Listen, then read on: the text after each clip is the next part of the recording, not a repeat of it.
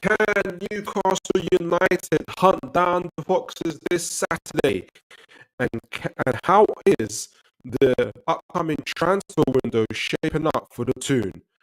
Find out here on Toon Tactics TV, folks. Brilliant from Cher. And now Murphy could take on the shot. Fabian Cher with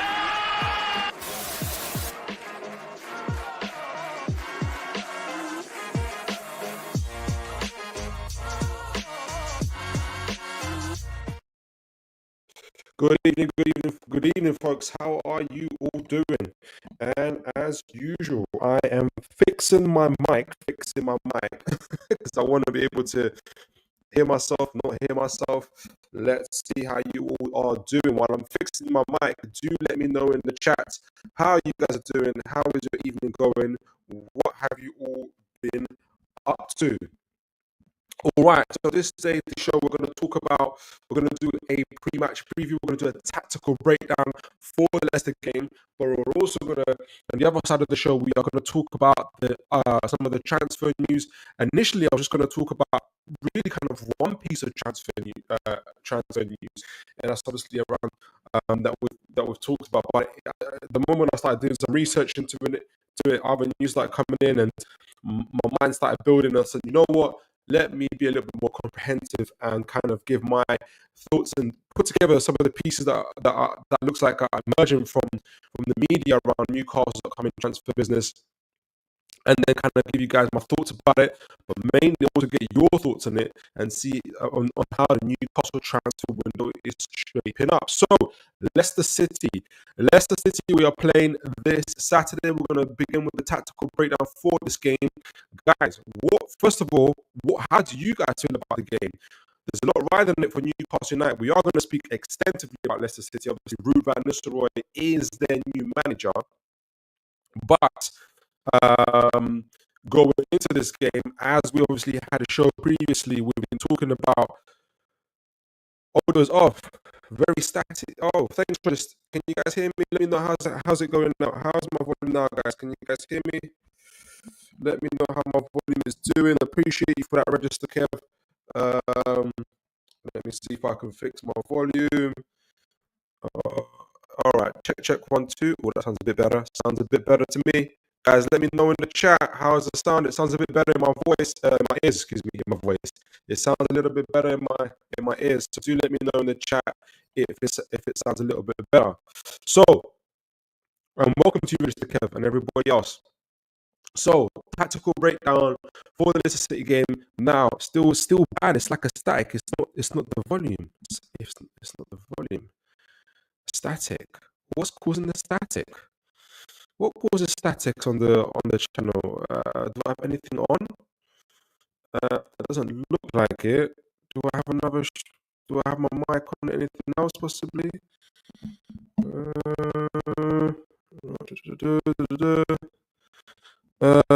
How's it for everybody else, folks? How's the sound to you guys? Do let me know. Is it bad for you guys? It's not the volume. More like cutting in and out, if that makes sense. Cutting in and out. We might have to just see how it goes. I hope it's not too bad. Let me see.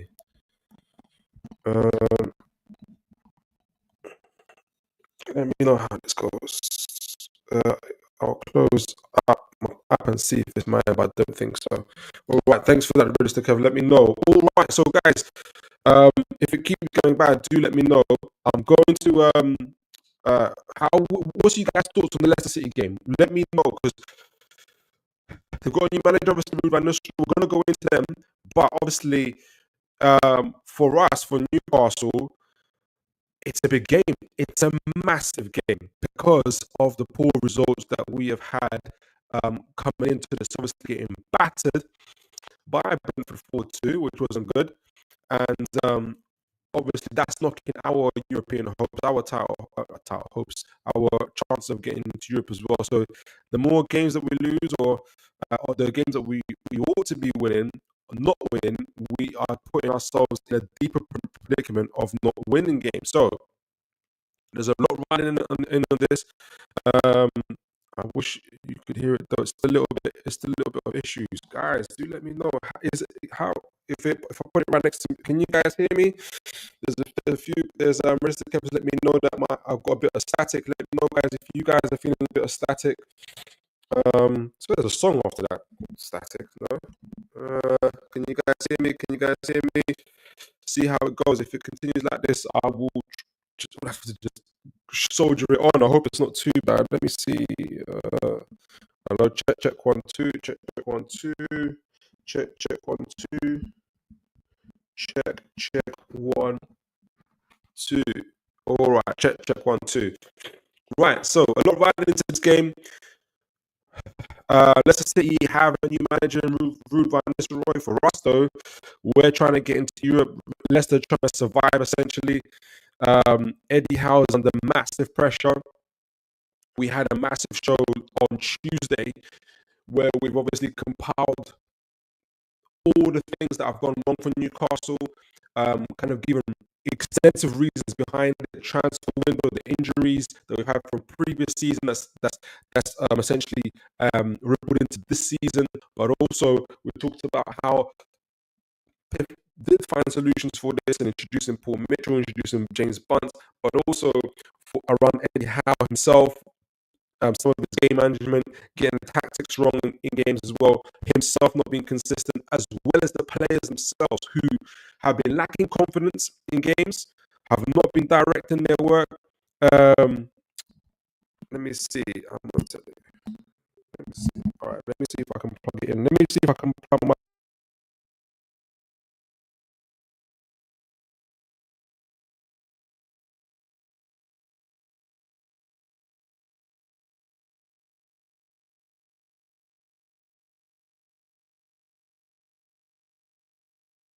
All right, check 1 2, check 1 2. Let me know how that sounds for you folks. Can you hear me? Can you hear me? And can you hear me well? I hope you can. I hope you can. Let me know, Register Kev. How is that sounding? How is the volume for you guys? Hope you guys can hear me well. Apologies for the technical issues. These things happen. We keep moving. We keep it moving though. Hopefully the static will go. If anybody else, and Register Kev, do let me know how is it sounding on your end. Can you guys hear the static on your end? Can you guys hear me clearly? If not, do let me know. Do let me know. All right. So, going into this game, a lot riding. We talked about for like I said, a lot riding into this game for Newcastle United, and then we talked about how essentially from all of that, obviously Eddie Howe's getting things wrong. Players are not playing without confidence, and kind of their attitude dipping in different games and whatnot. That's costing us games. So a combination of all these things have cost Newcastle points, have cost Newcastle essentially games, and have impacted our season. And as Bruno Gomes has said, it has made the whole season disappointing. And so at the end of the show, I gave my verdict that very much so Eddie Howe in, but I know that a few people were like, no, Eddie Howe out, and other people were like Eddie Howe in themselves. I think generally, if you're looking over social media, it looks like it's probably about 49% Eddie Howe in so far. So essentially, Eddie Howe is treading on thin ice for fans, but I believe he has the ingredients to be an elite coach and an elite manager. And so I'm hoping that he proves everybody right, or proves me right as well in terms of that as well. So let's see how that goes. I'm going to make sure I've got is everything in. So this is what's landing into this game. It's a big game not only for for Eddie Howe and for his career. God help him if he loses to Leicester City at home in St James's Park. We might really staff him. Then we'll probably start hearing fans booing in the stadiums, that kind of situation, which we want to avoid. But also, I anticipate, from a club point of view, how it would hurt our really, really, really it would be a severe, severe, severe a blow to our chances of getting into Europe. I know that the table's clustered now, but it's not going to stay like this forever. And in Newcastle's, if should Newcastle lose in that kind of form, it'll be very hard to see us recover from it. So going into the game, look, both sides got a few injuries. It's funny enough. Again, we talked about injuries in the last show. We talked about on Tuesday how they have been improving, and they have been improving under Paul, under James Bunce. However, literally as we were about to start the show, we have seen the injuries to Nick Pope. Nick Pope is possibly out for the month, or definitely out for the game. That is not clear if he's also out for the month, and likely to be replaced by Martin Dubravka or Vladikamos. It depends. I never hear of Vladikamos, so I don't know if he's going to play or not. The other suggestion, obviously, is the other situation. Also, we've got Willock coming back. He was injured. We didn't know about it, but also, who else is injured? We have a second injury to who's the second person that's injured? Who's the second person that's injured? We have obviously Botman's out. Hopefully he comes back in the next couple of weeks. Let me see. I forgot who the other person that's injured as well. Callum Wilson. Some really Oops, sorry, that's me. Some really disappointing news around Callum Wilson and his injury. Obviously around his hamstring, he's given us he's obviously sent an Instagram about how disappointed he is. And there's a mixture, obviously, fans of being really angry, sell him, retire him, all these other things, which are understandable. But also, Callum Wilson's a human being, and this is another challenging situation for him. This is his final contract. He's in his final stages of his contract, especially from this January. And everybody will be very surprised if that contract is renewed. It's very likely to not be renewed. So Callum Wilson and Nick Pope are out, whilst Joe Willock is back in contention for this game. And obviously, Sven Botman is a little bit too early for him. Leicester City have got injuries and suspensions of their own. As you can see, Harry Winks, Abdul Fattah has been incredible for them, out of a cruciate ligament. A few others, and Didi's out. Ricardo Pereira's out. They've also got a suspension too. And when I see the gentleman on the lineup, I'll be able to remember. But essentially, both their midfielders or at least one of the midfielders that played against Brighton, where they got a 2-2 draw, is out. And you can see since Van Nistelrooy has come into Leicester City against from West Ham. Obviously, it's only been 2 games, but he's already picked up 4 points.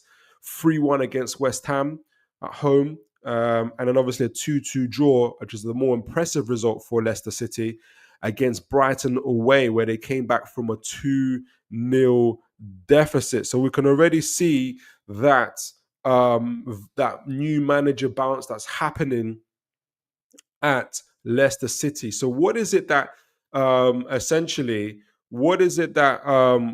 Nistelrooy has been doing a little bit differently at Leicester City, and he's talked about in this article from The Athletic. He's only made a few tweaks, but it's practical tweaks. He's not, as they described him, and I think he described himself, he's not a romantic manager in the sense of he's a very practical manager as well. And he essentially, as he himself says, my tactics or what I do is related to or involved around what the players that I have available to me, which makes perfect sense, especially for a manager.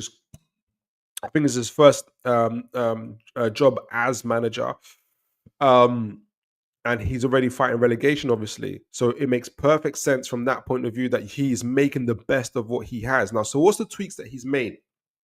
Obviously, previously Steve Cooper has been, who was there, has been sacked, who took over from Enzo Maresca. There is a similar formula that they're following. I'm going to just get clips of it and kind of show how it looks on the tactical board. And the very essential part of it is, and it says it in this article, this is from Rob Turner, from The Athletic. It is early in the let me zoom in for you guys. It is early in the Ruud van Nistelrooy era at Leicester City, but already it is clear he has a way he wants his new side to play. The Dutchman, and he was actually open about it. He just said it in his press conference before the game against West Ham, which tells you how bad West Ham are. Where the opposition manager is already telling you, this is how I'm going to play, this is what I'm going to do. That's no respect. So the Dutchman even revealed his plan in his first press conference before the 3-1 win over West Ham United earlier this month. So this is a quote from Van Nistelrooy himself.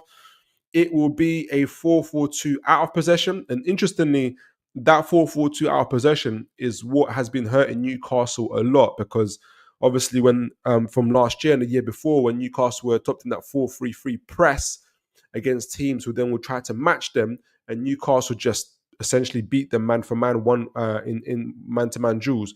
That has now changed in this season, where a lot more teams are 4-4-2 out of possession, and that tactical tweak has hurt Newcastle a lot. It hurt us against Fulham, it hurt us against Brentford especially, and that's where the tactical changes that I think Eddie Howe hasn't quite got to grips with how to deal with it, and also hasn't quite got together the team. In my opinion, he doesn't really know who his best team are at this moment in time, which could be which is a concern. It is a concern going into this Leicester City game. I don't care if they're just 2 points, 2 places above relegation. We drew away to Crystal Palace, who were second from bottom, and we didn't get a shot on target. So our situation is because we're 12th and we've got 20 points, and we've got Isak and Gordon, and we're playing at home. I'll be real. Our situation is still very, very serious, and I'm not overlooking Leicester City at all. So yeah, 4-4-2 out of possession for Leicester City, and as he said, so it will be 4-4-2 out of possession and a free box free with the ball. He told reporters, and we're going to talk about what that kind of looks like. And sure enough, against West Ham, that's what they did. I'm going to go straight to the conclusion part, because then I'm going to go to the tactical board, because essentially it talks about how it's a press inside. Spoken about it's the energy, fitness. Now I'll go straight to the tactical side. So he's made a few tweaks. He's also made them a little bit more compact in the middle. So what I'm expecting to see, especially, I'll go to the tactics board now. What I'm expecting to see, especially from where should I start? Oh, it's all changed from what I wanted. That's fine. We know what we're doing. So what I'm expecting to see is Leicester City coming to Newcastle, to St. James's Park, and not essentially 10 men behind the wall. They will be pressing. And they'll be pressing in a particular style where they'll be very, very compact and concentrated in the middle, forcing us wide, where then they will kind of trigger the press that way and try and get us that way. And they know with our centre-backs in terms of Burn and Shaw, we have those are our classic weaknesses, and that a lot of teams have been exploiting against us. And they'll be going really direct. And you can imagine Mr. Jamie Vardy, who loves to be shoulder on with the defenders, is going to try and exploit those parts. So before I kind of go into that tactical window, there's one comment here from Connor. Good to see you, Connor. I hope you are well. Pope out for the game. He is. Yeah, we talked about that. Pope out for the game with knee injury. The Mail reporting tonight, Philip. Yep. I saw that. And there's rumors that it could be out for the month, which is interesting. I don't know who I've put in my tactical board. I've put the Bravka on, but it could be Vlade Carmos, the world's most expensive third choice keeper. We'll see how that goes. And Liam knows, good to see you, Liam. Yeah, Leicester City setup screams 4-2-3-1. Leicester City's setup screams 4-2-3-1 for us, but we will stay 4-3-3. Massive 2 games ahead for how expect long balls over the top for Vardy. Well, let's go into it. On what that looks like. Ruud van Nistelrooy himself says he likes to. It's going to be 4-4-2 out of possession, and it's going to be free box of free in terms of when they are in possession. So let's talk about what that actually looks like. I did have it set up in stages here, but I don't know why. Somehow the tactical board totally reset. But this is what essentially I'm going to look like. I'm going to zoom in here, and I'm going to first talk about, before I talk about Newcastle, I'm going to show you what essentially, how essentially Van Nistelrooy's team is going to do, and what they did, and how what the Athletic talked about how they played against West Ham and what really worked well for them. So no, not all the Newcastle players will be gathered like that. This is just here. So as you said, Liam, where is it? I put Chowdhury and Skip in their pivot too, because their Sume is suspended and somebody else is injured. I forgot who the other guy was, but he's injured. So their two pivots are out. I got to get Livramento here as well. All right, so this is what essentially they did against West Ham. And yes, on paper, when you start off, it looks like a 4-2-3-1 on paper. Obviously, I've put Skip and Chowdhury. I could well be wrong about that, but we'll see. Skip definitely has to play. And Ayew, obviously, he's joined them. Vardy or Kanusi is in the 10. Typical. So that's how it looks. That's how it looks on paper. 4-2. Here we go. So it looks like a 4-2-3-1 like that, or obviously push them up a little bit like that. That's how it kind of looks on paper, and I'll actually push them out a little bit like this, so it makes a little bit even more. It's going to make even more sense. Skip and Chowdhury. Remember Chowdhury, guys? I think that loan fee is still being agreed, is still under negotiations by Mike Ashley. Who remembers those days? Ooh. Right. So this is what Leicester did against West Ham, and I think they probably replicated against Brighton. Forgive me, I didn't see that game. But essentially, on paper, it looks like a 4-2-3-1. But what happens is, Christensen here on the left side, make sure you guys can see this. Yeah, you can see this. Christensen here on the left side pushes right up into a left wing forward position. And what happens is that it was before, I forgot what the gentleman's name was. It might have been Kanusi at the time, but it's going to be Ayew. Someone else is injured as well. Ayew would tuck in like this, and what you'd have is this box here in the midfield.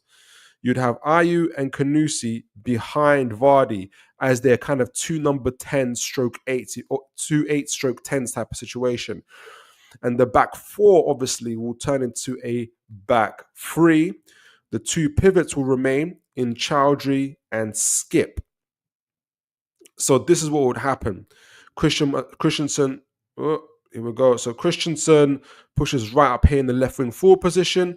Ayew goes into the number 8 stroke 10 position, and Kanusi and joins Kanusi. Both number 8s, number 10s behind Vardy, and McAteer here stays where he's at. So essentially, what happens is you've got almost 5. You've got 5 players in the opposition half at any one time, and you've also got the 2 pivots protecting the back 3.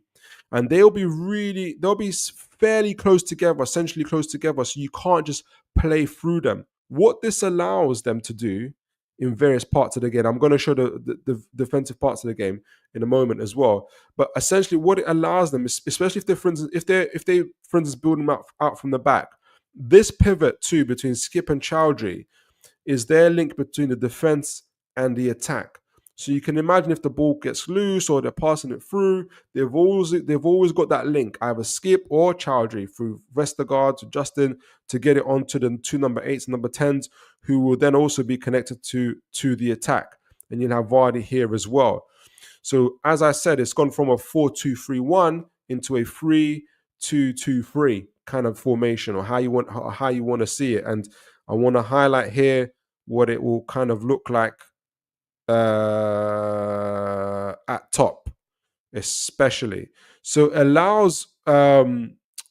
it allows Leicester City to be dangerous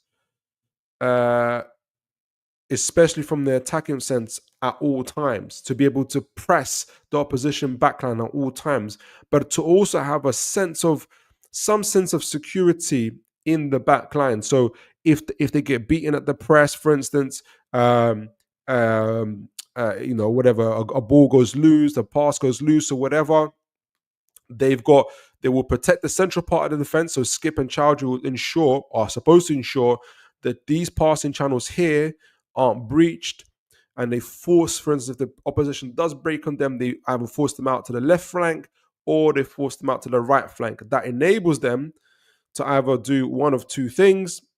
Let me get back on this here, is to be able to ensure that they are protecting the backline at all times. Obviously, try and slow down the attack, wait for Ayew Kanusi to get back as well, and to slow down the counter attacks as well. Hopefully, get the ball back and to recycle it as well. So this is what's helping Leicester City. I'm gonna show you how it looks like as well from attacking point of view as well. So if I put obviously our team from our defense line, Livramento here at right back. So this is you have to remember, in the last two games, Leicester City have scored. They beat West Ham 3-1, and they drew with Brighton 2-2. So they scored 5 goals and conceded 3. So it's been working for them. So we've got Livramento here at the back. We've got right back. Obviously, we've got Lewis Hall here at left centre back. I've got to find Shah here at right centre back. And where are you? Burn here at left centre back. So again, I'm going to highlight this part here, how their attack would work. Obviously, we're going to have more players on the pitch, but I'm going to be I want to focus on a few things. Why, in terms of how Leicester will potentially set up against us. So highlight this part in terms of the attack. As mentioned previously, let me get my arrow back. As mentioned previously, because Christensen pushes all the way back from left back and joins in the left wing forward position, allowing Ayew to get into that number 10 position. It allows Kanusi to get into this number 10 position here. And we're going to talk about that box midfield as well in a moment. It gives them numerical supremacy over our back line. Obviously, I know we're going to have midfielders and all of that, but if you can imagine for a moment, where did I put? Where's Hall gone? Hall's disappeared. Where's Hall disappeared to? Let me find Hall. Where are you, Hall? Lewis Hall, here you are. So here you are. And this is obviously we also have to remember that Newcastle are going to be pressing as well, and these are potential situations that we could find ourselves. But also Newcastle are going to be playing from out the back, and this is how Leicester City are going to be pressing as well. With the 3 at the back here, Cody, Justin, Vestergaard, Skip, and Chowdhury in the middle. So at all times, what Leicester City are going to be trying to do is have numerical supremacy in different parts of the pitch and different phases of play. And in this area, for instance, they've got Christensen up front here, allows Ayew to be here, able to overload the back line, for instance, come in the middle. You have Vardy here also on Shah. You'll have Kanusi here on Burn, and you'll have McAteer here keeping Mr. Hall busy. So because of that pressure, because of that weight, and because of that numerical supremacy, is what they're trying to do is will also, even if the attack doesn't necessarily work, it will force our midfield back. Our midfielders will have to come back in order to support the defensive line. Otherwise, they're going to risk being overrun. You're going to risk these type of situations where you got Christensen and Ayew 2v1 situations against Livramento. Livramento goes out to Christensen passes to Ayew. There's a 1-2. Christensen gets into the box type of situation with a cutback trying to get a cutback to Vardy, who we know is a fox in the box and much more quicker than Shah. So these are the type of situations. Again, Ayew, for instance, can do the same thing here with Vardy. They can single out Shah, do the 1-2s. Christensen will be keeping Livramento busy, so he's going to be focusing on that. Again, always kind of causing his overload. So there has to be a Newcastle player, a Newcastle midfielder coming back to support the back line. So this is where this is what this is what it allows them to do. The other area of numerical supremacy where they're able to have by playing this way is in the midfield. So let's show that as well. Again, because Christensen pushes up, we've Andre Ayew tucks in here. So Christensen pushes. Let me get this a little bit back so you can see it a little bit more clear. Let me push back a little bit. Chowdhury.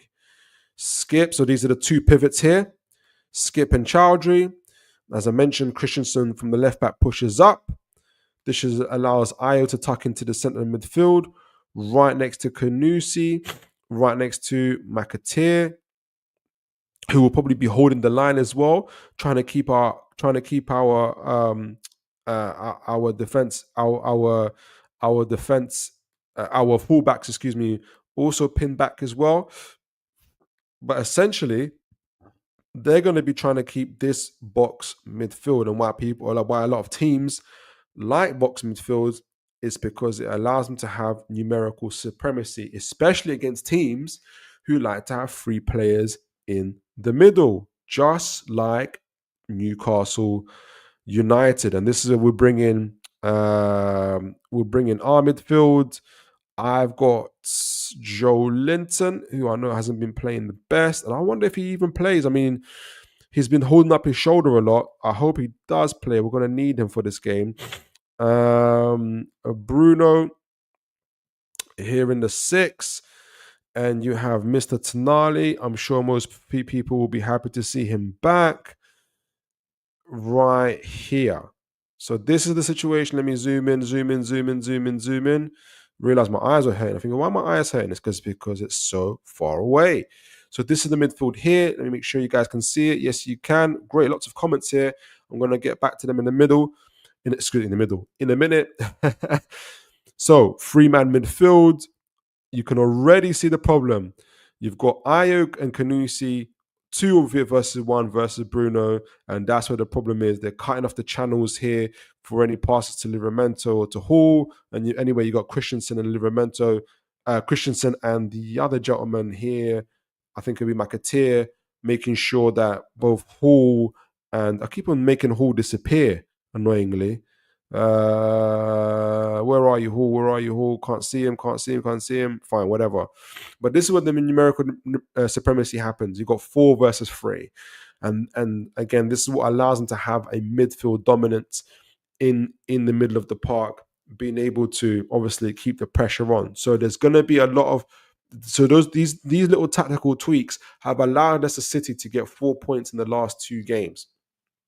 And Newcastle have to find a way to deal with that. So how are Newcastle going to deal with that? Before we get into that, let me read some of the comments. Let me get a little bit of my coffee here first to work. And then we'll get into the transfers. Queen of Heart, good to see you. Evening, folks. Evening to you. Hope you are well. We are well. Liam knows Ndidi a big miss for them. He is. That's the other gentleman who's out. Ndidi is out. Our midfield. This is the thing.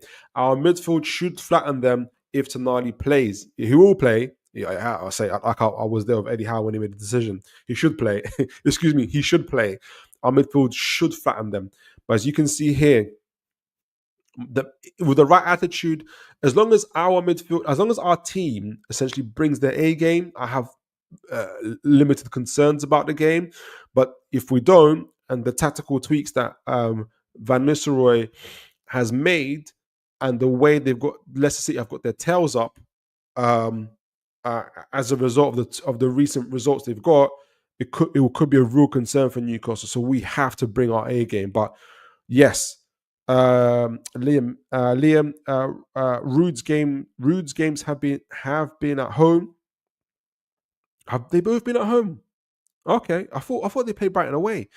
Ruud's games have been at home. If they played this way aggressively, Gordon and Isak will have a feast, and that's what that leads me to Newcastle. This is what we ought to have we ought to have a feast. Essentially, we should be dominating them with the players that we have. So they're going to try and overrun us. Essentially, let me bring players back on and kind of talk about obviously Isak at the top. Where are you? Oh no, that's Gordon. Gordon on here. Isak at the top. I've got Murphy at right wing forward. I don't know what you folks think about that. It's definitely not going to be Miguel Almiron. I've got Murphy at the top. I think we're going to try and stretch them. They're going to try and be compact. We're going to try and stretch them. That's Newcastle's way. If you're going to try and make yourself compact, why are we then going to make ourselves compact? We don't have that many technical players to do that anyway. So we're going to try and stretch them ourselves. And so, yeah. So essentially, we talked about them. Obviously, let me start off with the defense first, because and then we'll kind of work our way up, because it's going to be important. Leicester City are going to try and overrun our lines. Or maybe should I talk about the midfield? It'll be a bit of both, because it's going to be important. Both midfield. I keep on taking Lewis Hall off, because the midfield is going to be absolutely key in ensuring our backline stays protected, but also in ensuring that we don't spend most of our time defending. And that's where the attitude comes in. And I don't think our attitude is necessarily, I don't think our attitude in terms of like, we're not trying. I think it's sometimes fear and lack of confidence, in my opinion.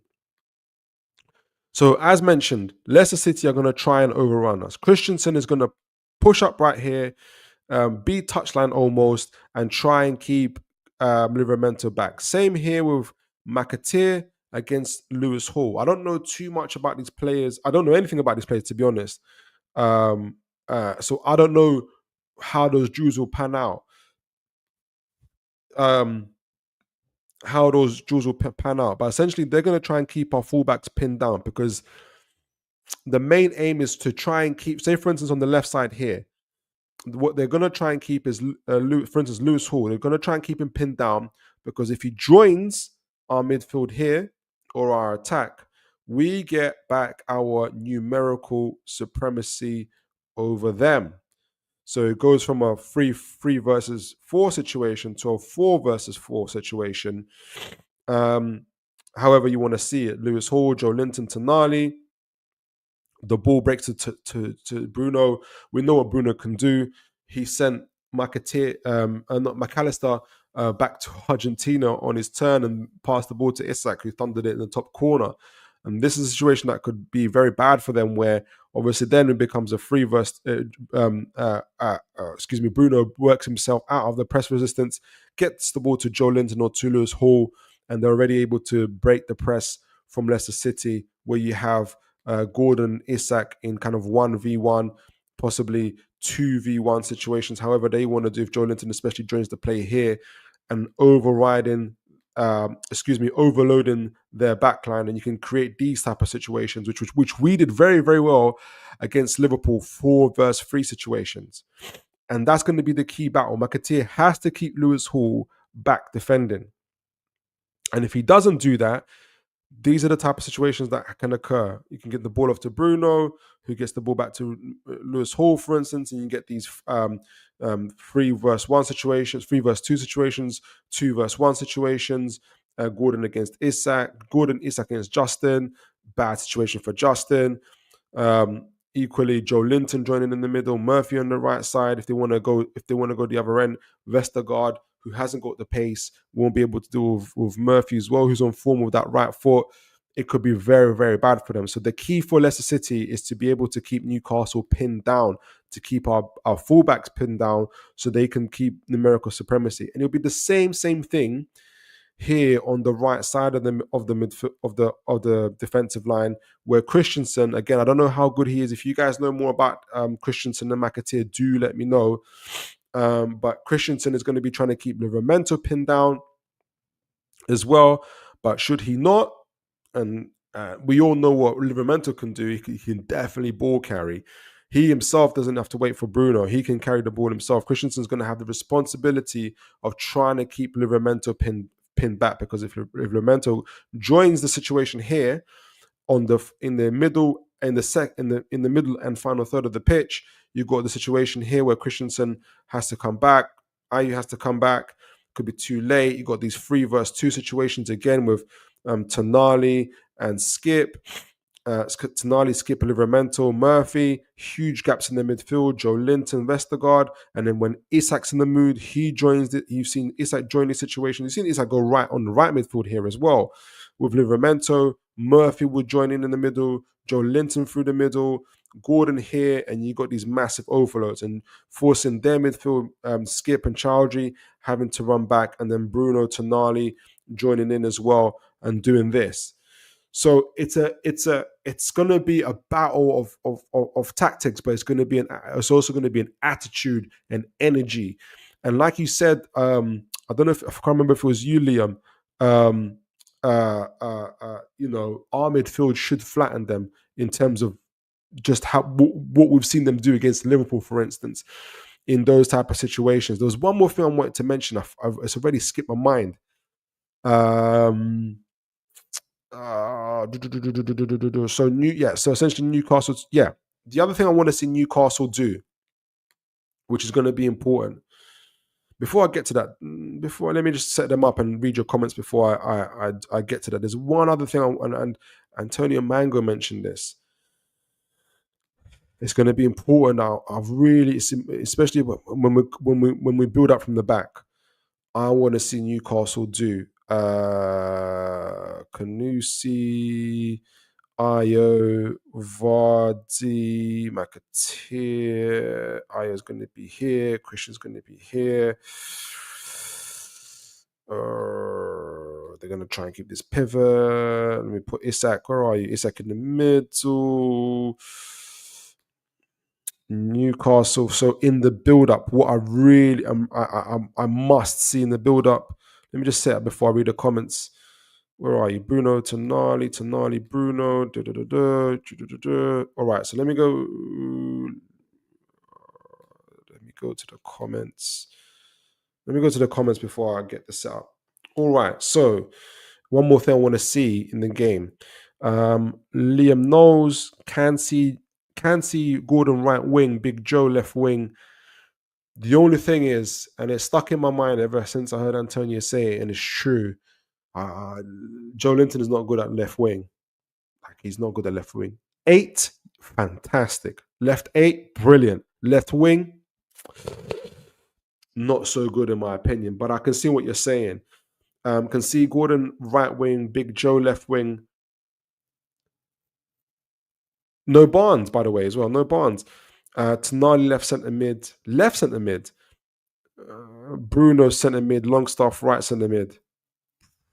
I think that takes too many players out of their position. So Tonali's would want to be right centre mid. I think Joe Linton would prefer to be left mid rather than left wing, and Gordon would definitely want to be left wing forward, as opposed to Joe Linton. And to do all of that to make Longstaff happy will make the fans absolutely apoplectic. That's my opinion. Let me know what you think, Liam. Appreciate you. Hunter, good to see you, sir. Hope you're well. Philip, how are Newcastle in a situation where Dubravka is starting goal when it's nearly 2025? Absolute joke. Well, yeah, it's not a good look, is it? And we know the situation with Dubravka, and that's the other thing I didn't mention is he's not a good sweeper keeper, which actually leads me to this point. I didn't even put a keeper on, but it's another point, but a good point that you made. I can't put Pope. Where's Dubravka? That's why I wonder if Vladikar, I don't know anything about Vladikar, but Dubravka needs to get off his line. That's going to be imperative because we need to push up. Because this leads me to my other point, and thank you, Hunter, for that. The other thing I want to see, which is what when Newcastle are doing really, really well in games, to make this work. I want to see whether it's on the right. Okay, let's do the right side. So I want to see 3 at the back. Shaw, Byrne, Lewis Hall, hopefully soon to be, what's his name? Botman.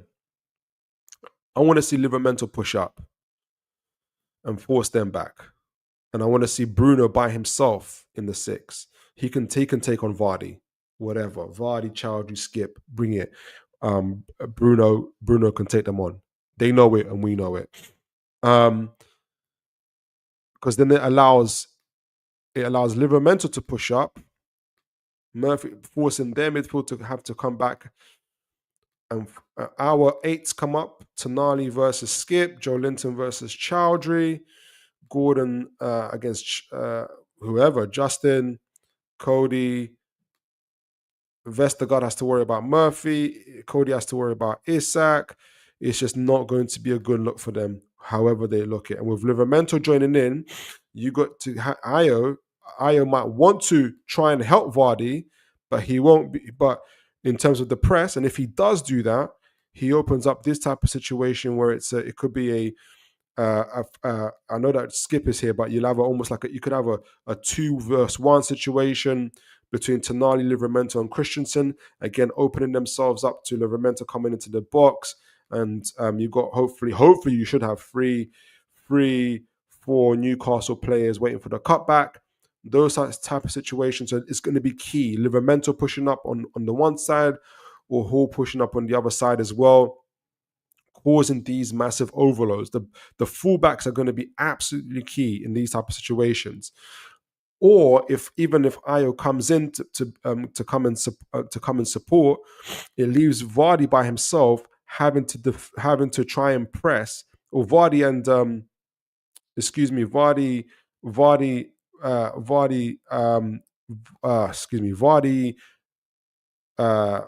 Kanuse, and Makatir. But it's going to be very, very difficult without Ayo being there. And it allows Newcastle to dominate Leicester City and put them on the back foot, and gives us the numerical advantage, and allows us to kind of have that numerical supremacy, especially in the back line, and keeping them off kilter. And the same thing would be with, or even like this, where you can have both Livramento and Hall pushing up, forcing McAteer to having to defend, and leaving only Kanuse and Vardy. And they know that their Skip by himself against Tonali could be a problem. Bruno pushing up again in that middle six like that will be really aggressive from Newcastle. Otherwise, if McAteer doesn't come back and defend, you've got Lewis Hall, Isak, and Gordon, 3-versus-2 situations against Cody, against Isak, against Gordon, and it could be really bad for Leicester City in that way. But it's all about the fullbacks, Livramento and/or Lewis Hall. So you can create a 3-in-the-back situation with Bruno, Dan Burn, and Shaw, or what I think would be the preferable situation, where you'll either have Livramento or Hall, but in this case, I'll say Livramento, Shaw, and Livramento, Burn, and Shaw, with it's not Isak. What's his name? Bruno in the 6. Say, for instance, Hall pushes in. Gordon, who loves this particular space. Not always, he doesn't mind being here, but he likes the freedom of being here. But he loves the space here because he allows him to either go on his left or go on to his right, to pass or to shoot. He loves it. Lewis Hall in the middle. He can join in. Gordon can join in with Isak. Joe Linton at the back to support. Again, being able to roam. Chowdhury has to think about what's he going to do. Who's he going to mark? Is it going to be Gordon? Is it going to be Joe Linton? And again, Tonali pushing up. Skip has the same kind of situation. And you can cause these type of situations. So these type of battles are going to be absolutely key, but it's down to having confidence. It's down to having energy. It's down to showing the attitude. And it's down to how showing the tactical nous at different phases of play to ensure that Newcastle do not get overrun and do not get beaten. So that's where I'm going to leave it. I'm going to give my conclusions in terms of the predictions. I'm going to go speak about the transfers as well, so you guys don't go anywhere. So guys, what is your predictions for the game? Before we get into that, let me read the comments. Is my camera flashing? Oh gosh, here we go. My camera's flashing. My screen is not good. All right. Here we go. Oh gosh, my camera. Okay, we'll just have to go on. Guys, send me in your predictions. How do you think this game is going to end? I'm going to say Newcastle bring their A game. Even Leicester City bring their A game. If that happens, we're going to concede anyway because we've been conceding one goal every game anyway. But we've been really good at home. I think we've got the midfield and we've got the attack to be able to hurt them. They've also got Vardy and they've also got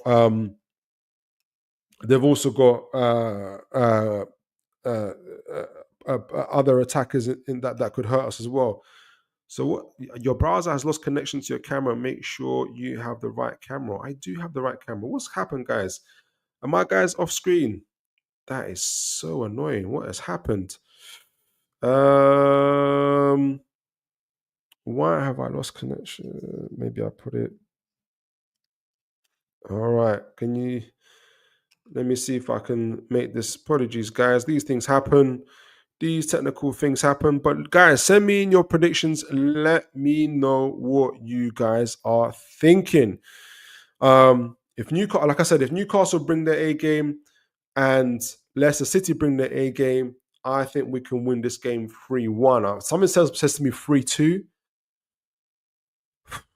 All right, 3-2 Newcastle. It's going to be 3-2 Newcastle. I wouldn't like that scoreline because I want to see a good performance in every part of our game, defensively as well as offensively, in possession, out possession. But maybe my own confidence has been knocked a bit. But I think it'll probably be a 3-1 type of game.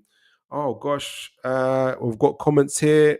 Dave Eddie, welcome, sir. Hope you are well. Apologies if you can't see me. My camera's gone offline here. I'm not sure why. Trying to fix it, but it's all good. Let me read your comment. Let me see. I can still see your comment. Hopefully, you can see yours.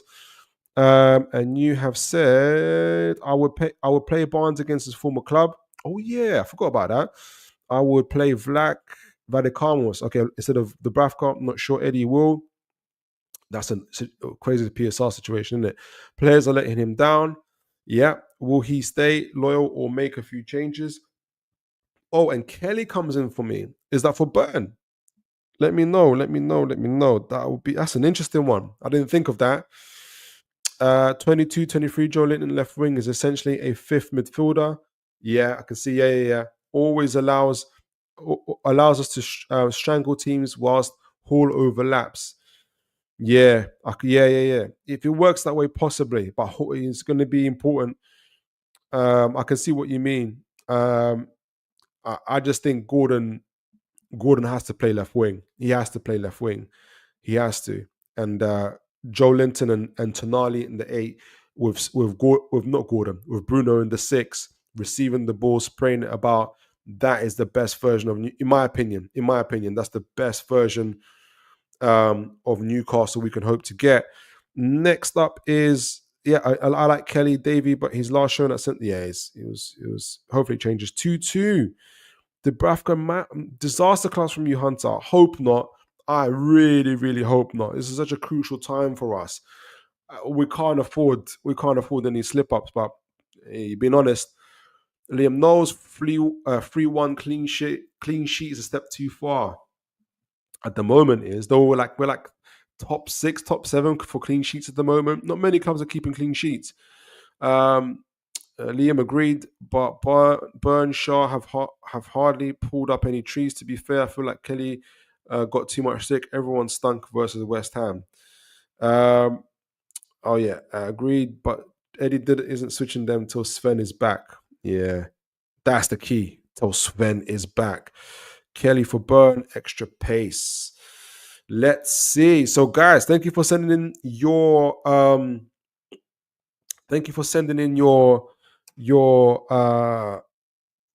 your scores and your predictions. Apologies again for my camera. I do not know what's happened, but that's okay. Let's talk about the transfers. So 3-2 to Newcastle United, though that scoreline would annoy me. There's a few of you that's a 3-1, there's a few of you that's a 2-2. Let's keep it moving. Transfers. So why are we talking about transfers? We're talking about transfers because there's a few things that have been popping up, and more about kind of this. There's an emerging picture essentially. I was only going to talk about one transfer, and that was Felix Nmecha and Sean Longstaff, but there's been a number of situations that have happened. So let me put this up on stage, where we've seen from Luke Edwards' article for the Telegraph, we've seen from the Iron newspapers repeat the same names in particular that are likely to be sold. So obviously I've got some of them from defense to midfield to attack that have been mentioned. Oh, can you guys see the screen? Let me make sure you guys can see the screen. Or can you guys can only see the one screen? Let me see. Can you guys see? No, you can't. Let me take this off. Yeah. Share. Start cam. Oh, I'm back. I'm back. I was getting worried, guys. I was like, oh my word, what's going on?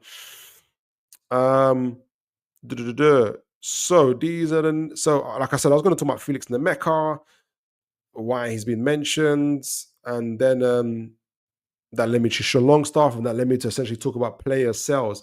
So I was going to wait a little bit before I did like a more comprehensive, like a really comprehensive, my final predictions for what I think the January transfer window may look like. And I was going to wait to do that, but there's an emerging picture that I can't ignore. I'm going to kind of try and summarize it, see what you guys think. I'm going to start off with the players that have been mentioned for sales in particular. Let me know what you guys think. Some of them have been mentioned, some of them haven't. The key players that have been mentioned in particular, as mentioned by the Iron newspaper and by Luke Edwards, so by Mark Douglas from the Iron newspaper and by Luke Edwards in the Telegraph, as well as Craig Hope as well. Some of the key names, obviously, Sean Longstaff. Sean Longstaff is up for sale for sure. How much do you think we can get him for? Do let me know in the comment section. How much do you think Newcastle can get for Sean Longstaff? I've got him down.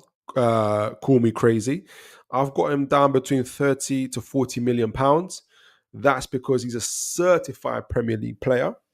Yes, he's in the final year of his contract, but we have an option on that.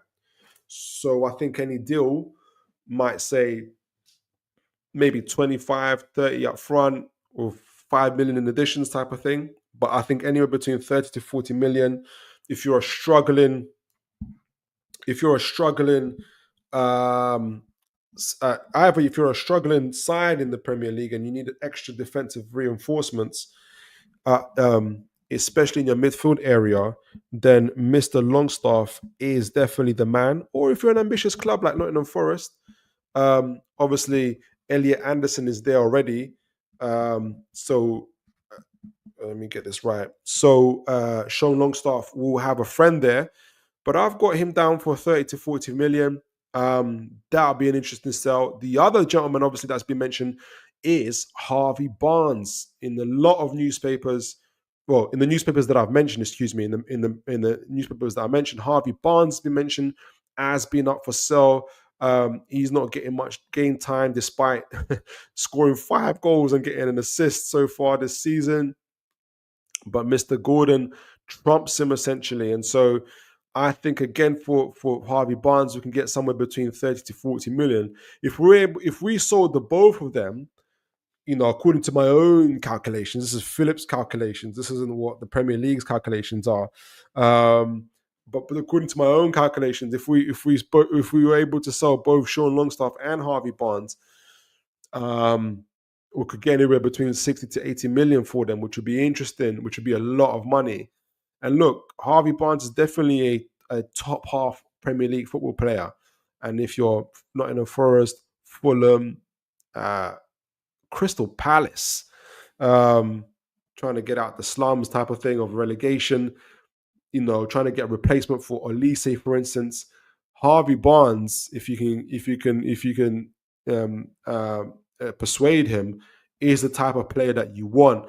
And for a price of 30 to 40 million, we get some of our money back. Not all of it, but probably some of it back. That'll be something. Like I said, he's already got 5 goals and assists this season. That's something to talk about. Almiron is someone who you might as well get Paul Mitchell to stand outside Barracks Road and say Almiron's for sale, or somewhere outside of some Premier League ground somewhere. Almiron is for sale. It said in the Luke Edwards article that I've got open at the moment, Newcastle would like to get something about 12 million for him. It's so unusual to get like a specific price and a specific number. It just shows you just how much they really, really, really, really, really want to sell him for. So 12 million for Almiron. And so those are the kind of the three big ones they're really trying to sell. And before I talk about the others that are on here, you guys might be like, "Wow, what's these guys doing here?" I'm going to read some of your comments. Davey Eddy, hard to make a prediction, Philip. I've been miles off the mark for months. Oh, that's for the so have I, mate, to be honest. Davey Eddy, probably agree, Philip, concerning Longstaff. Those figures you quoted about, right? Yeah, probably. Yeah. It'd be great if we get it for that money. Davey Eddy, Philip, I would keep Barnes. He's always going to chip in with goals and assists. I agree, but, and this is what I'm going to get onto in a moment, if we were to be able to sell Harvey Barnes and get a quality right winger or right wing forward, would you sell him? I would, because we've got Gordon on that left, potentially Joe Linton, who I don't like, or Joe Willock that can play there in his stead. So we've got a little bit of a surplus there, in my opinion. Isak, if you really have to play him, can play there. So he's a good player. He's a good asset. If we're going to talk about it in those terms, and we really need a right wing forward, in my opinion. The idea would be to sell Almiron and get a quality right wing forward possibly, but maybe some extra money from that Barnes deal can allow us to get a right centre back as well. So that's why I think Harvey Barnes is for sale. So Harvey Barnes, Sean Longstaff, Almiron are some of the key guys. The next guys up, Kieran Trippier. Kieran Trippier, they've been trying to sell for absolute ages. Not that there hasn't been buyers, and he's been trying to leave. Kieran Trippier has been trying to leave for ages, but Eddie Howe has been persuading him to stay. Now with Paul Mitchell at the helm, Paul Mitchell's like, yeah, we need some money. We need some money. Bayern Munich might still be interested, though I doubt it. But if Kieran Trippier, there'll be clubs in the Premier League struggling, or maybe ambitious clubs. Again, your Forests, your Fulhams, and others maybe. Probably not Fulham, because they've got a good right back in Anthony Robinson. Is he a right back or left back? Can't remember. Oh, they got Tete though. They got Tete. He's good. He's pretty good in my opinion. So I think Kieran Trippier's up for sale. If they can get 10 million plus for him as well. Again, that could be money that they could maybe try and use to get into a right centre back. But he's been talked about, someone that's up for sale. Kieran Trippier's been trying to leave for a while as well. So he's next up. Dubravka, obviously, we've been trying to sell him for 2-3 million. He was almost sold in the summer to Celtic. That didn't happen. We ended up getting more goalkeepers, which is weird. Matt Targett, the forgotten player, he's actually fit now. He's on our bench. I think he'll be available for a loan, to be honest. Before I go to Bruno Gomes, I don't know if you guys have noticed, but I've got Lloyd Kelly here. And I've got Lloyd Kelly here because Sven Botman's coming back. Burn is playing well, or better than Lloyd Kelly. And Burn's contract has just been renewed as well. And remember that Lloyd Kelly, we got him on a free. I know there's probably a signing on fee somewhere, 2 to 3 million, 3 to 5 million, whatever. But essentially for free. And we can, in my view,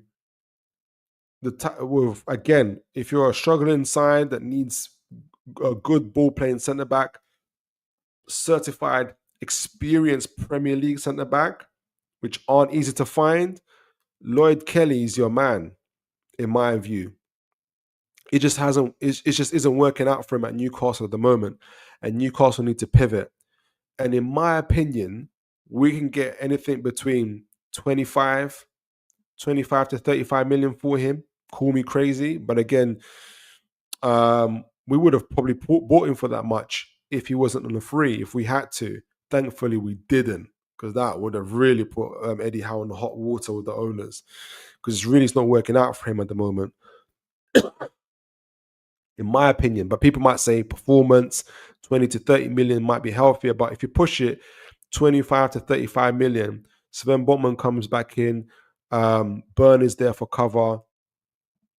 It'll be, he'll be third choice at this stage. And so, in my opinion, I've got Lloyd Kelly up as maybe a surprise sell on there. Let me know what you guys think about that. Let me know. Bruno, and before I get to the comments, Bruno Gomes, the man we don't want to sell, in my opinion. We definitely do not want to sell Bruno Gomes in this January window. He is absolutely important to us. But Man City, he's just seen on a flight to France as well, and I think PSG might be a sly one, but you never know. Man City, as has been consistently reported to us, have made Bruno one of their number one targets, and they're talking about fees upwards to between 80, 90 million. So around 65, 70 million pounds.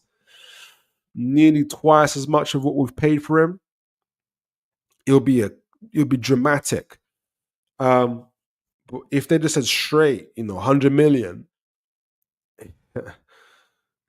I think it'll be a price that'll be very difficult to ignore for Newcastle. And especially if they cannot sell Almiron, they can't sell Trippier, they can't sell Longstaff, they can't sell Harvey Barnes, maybe Lloyd Kelly.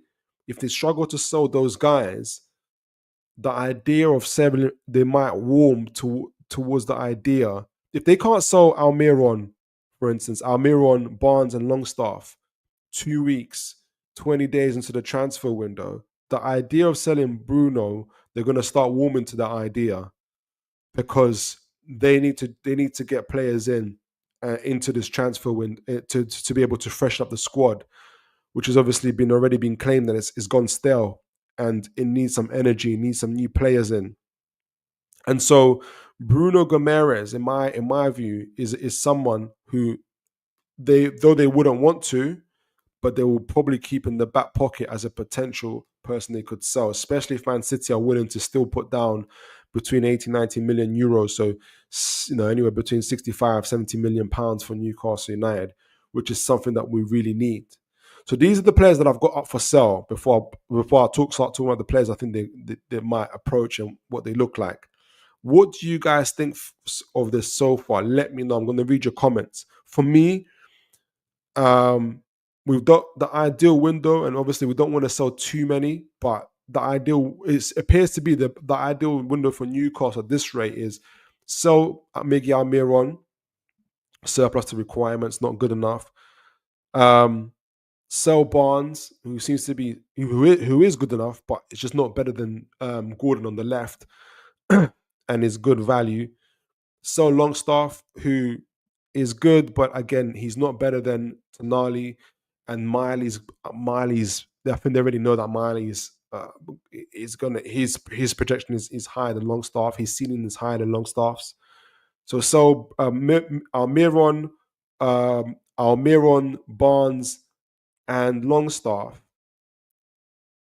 You could throw in Kieran Trippier into that, but I'll say Almiron, Barnes, and Longstaff.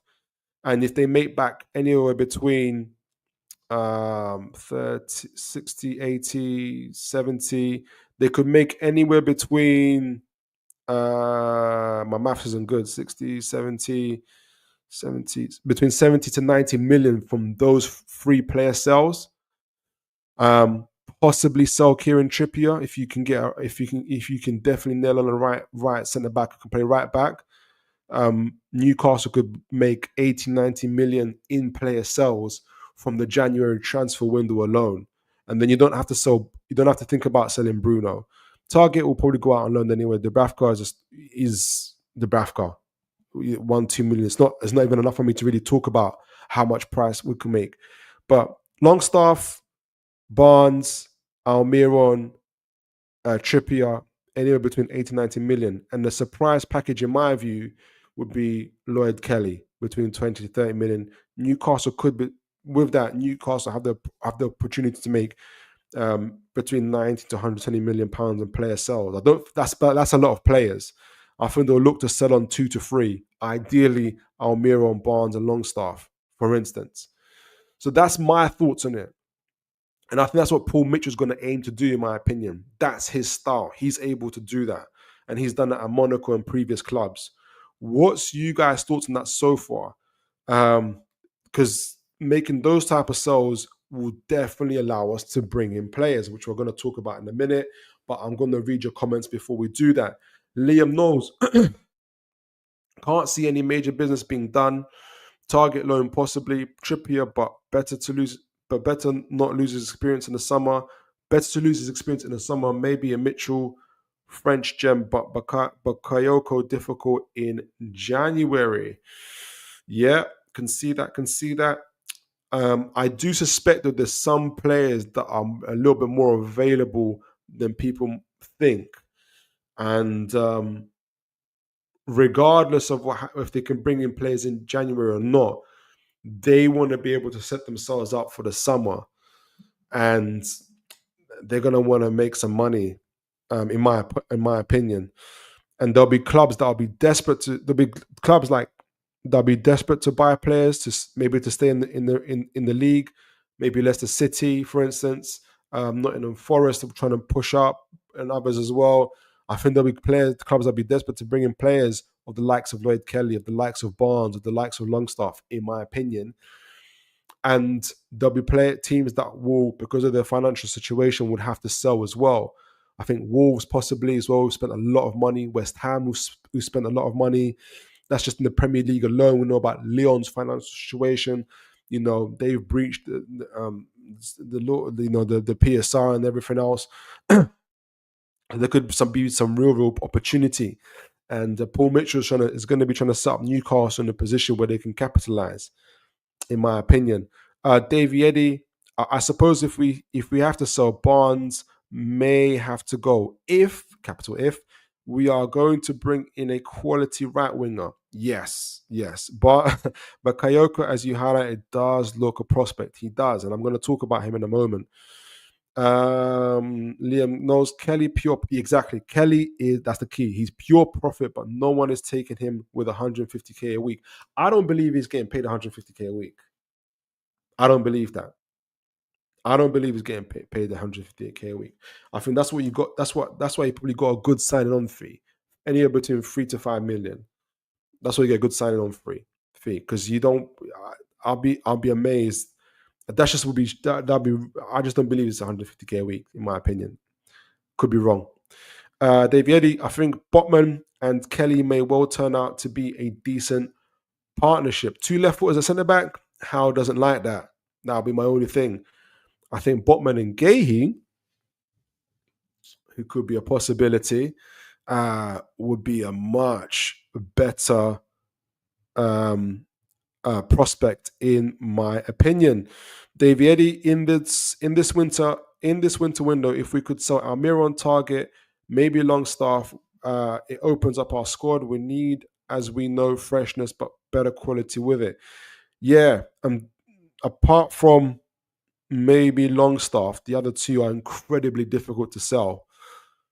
But yeah, absolutely. Liam Knowles' worry is we couldn't do it in the summer, so January most likely a bust unless we move like Gordon window and deals are in place already.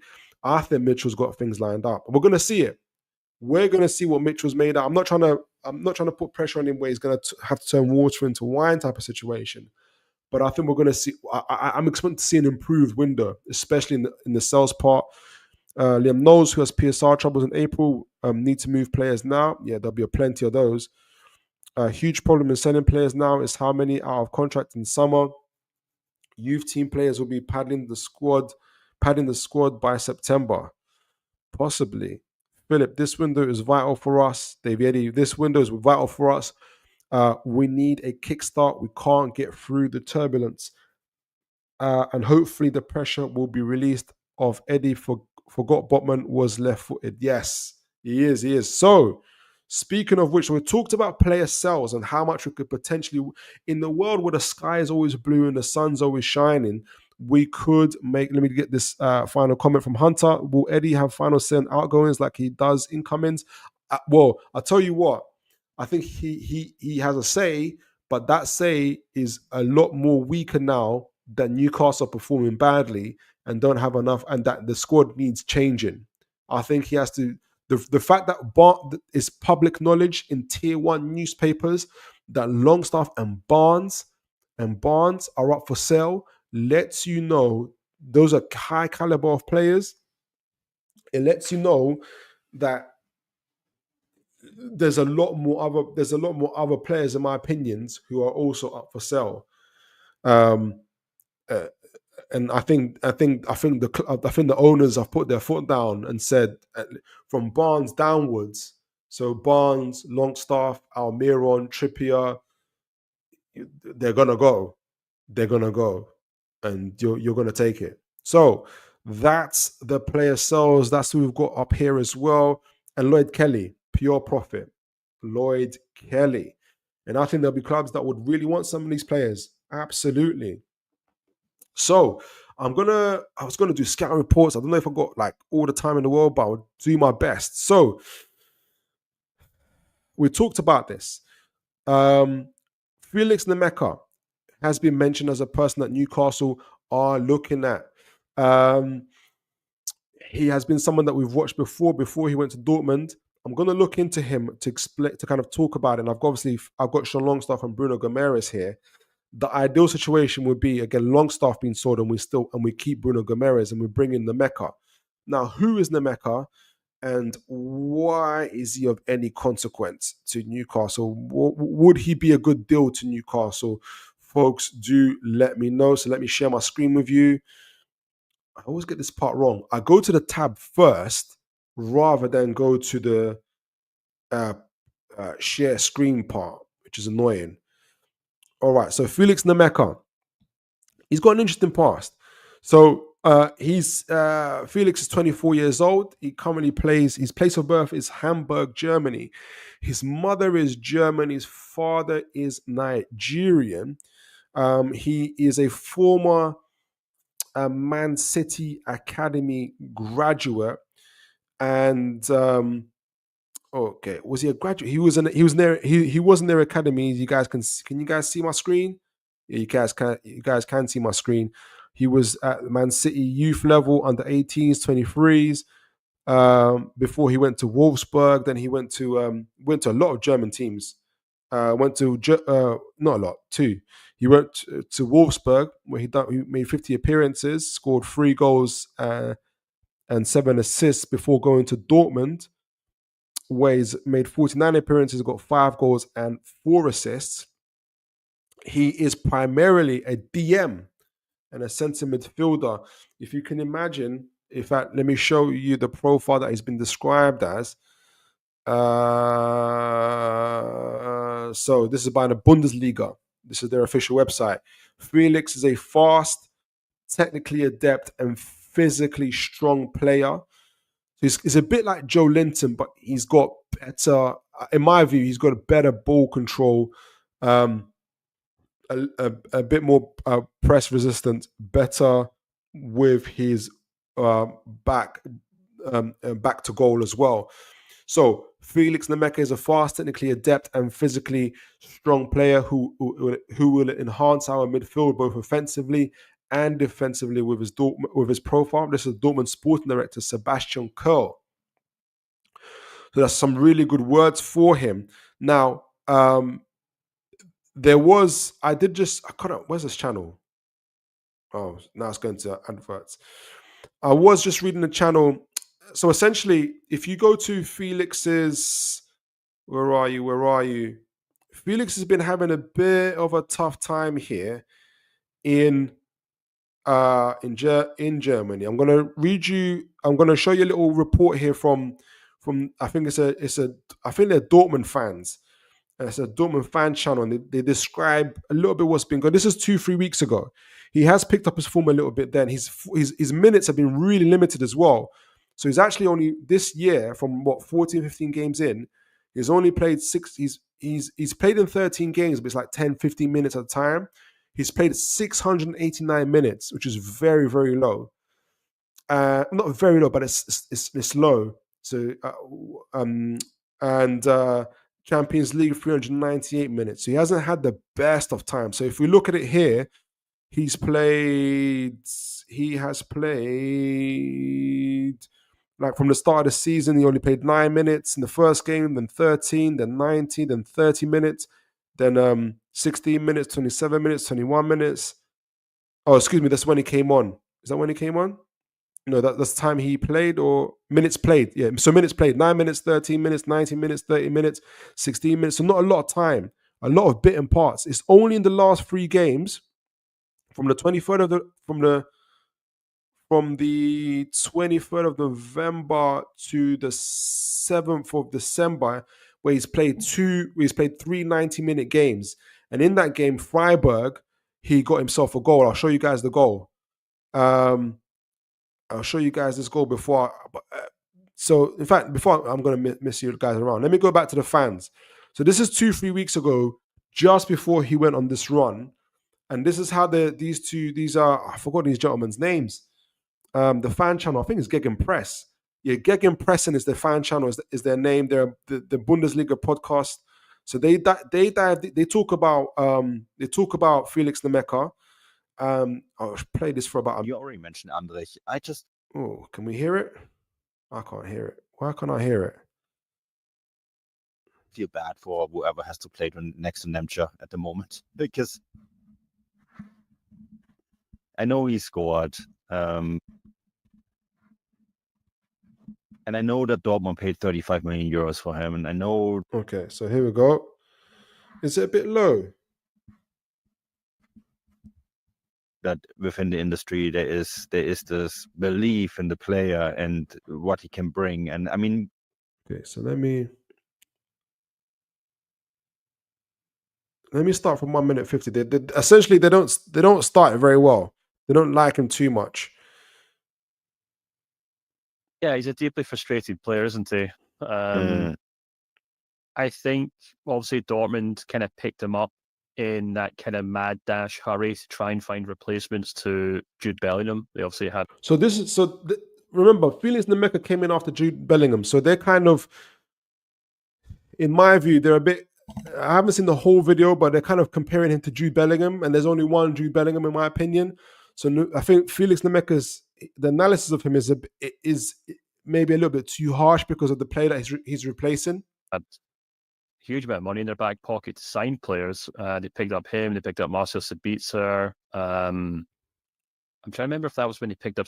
Let me go back to what they said at the beginning. Apologies, guys. So remember, he's the guy that replaced Jude Bellingham. This is what they said at the beginning. Within the industry, there is this belief in the player and what he can bring, and I mean that sort of mindset. The steadfast belief by people who work as coaches and scouts and getting paid a lot more money than either one of us to judge players, seem to really think highly of him. It's a similar vein than Emre Can, and I just struggle to see it. I know at the beginning of last year I wrote a little article on Nmecha when Dortmund sold Bellingham, right, and what he could bring to the field, and that there is tons of potential there and everything. But every time I see him play, it just feels pedestrian. It feels like there isn't enough there to really become this box-to-box aggressive leader on the field. So he's already saying that he feels that Nmecha is lacking that box-to-box aggressive leader on the field. You know, I mean, where he differs to Emre Can, at least he doesn't show this overly aggressiveness, but maybe that's exactly what he needs. But he just seems like a very overrated player at times, Stefan, and it seems like he was giving this platform to shine, minutes to play by Julian Nagelsmann to show whether he can be an alternative to Angelo Stiller, Pavlovic, Kimmich, Goretzka. So they're not rating. He's not really rating him as well. And obviously, he's come on the back of that Jude Bellingham situation as well. I think, and they talk about obviously the whole Jude Bellingham situation, and they kind of also said the other thing they criticized Nmeca for is, yes, he can get the ball and he can work hard, but he doesn't take the extra 4 or 5 steps to kind of push the ball upwards up the other field. In my mind, I think Dortmund is the big, apart barring Man City, but in terms of like first team play, Dortmund is the biggest club that Felix Nmecha has played for as a first teamer, and this is his second season, and he's lacking that bit of confidence, in my opinion. As a result, is why maybe he struggled. And remember, this is 2-3 weeks ago. Since that time, he's played 3 90-minute games for Dortmund, scoring 1 goal. I'm going to show that goal as well. And I'm going to show a little bit of highlights of Nmeca before I get you guys' views. So this is the goal. This is against... Oh, can't show the volume. This is against Freiburg. And you guys can already see that Dortmund are used to having a lot of the ball as well. In the Bundesliga. Here he is, Nmeca. He's got his hands up, saying, "Give me the ball, give me the ball." They're talking about that aggression. He's showing leaders. He said he wants the ball. Picks up the ball. Is absolutely tall. Number 8, outside the box. Great first touch. Whacks it. Bang. That's not bad. So I wonder if they were pleased with that afterwards. I'm going to show some more little bit of highlights of the Felix Nmeca, about what he's about. DM, central midfielder. Picks up the ball from deep, great from back to goal.